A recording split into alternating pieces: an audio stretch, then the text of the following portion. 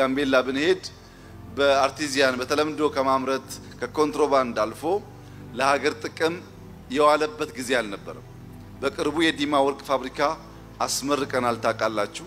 አሁን ደግሞ ይህ የከሰል ማምረቻ ፋብሪካ በዳውሮ ዞን ተርጫ አካባቢ በዚህ መንገድ አመት ባልሞላ ጊዜ ውስጥ ተሰርቶ ለምርት መብቃቱ እስከ ባለፈው አመት ድረስ ከፍተኛ የውጭ ምንዛሪ አፍሰን ስናስገባ የነበረውን የድንጋይ ከሰል በሀገር ውስጥ ለማምረት እንደተባለውም ሰፊ ፖቴንሻል ስላለን ወደፊት ወደ ውጭ ለመላክም እድል የሚሰጥ ነው።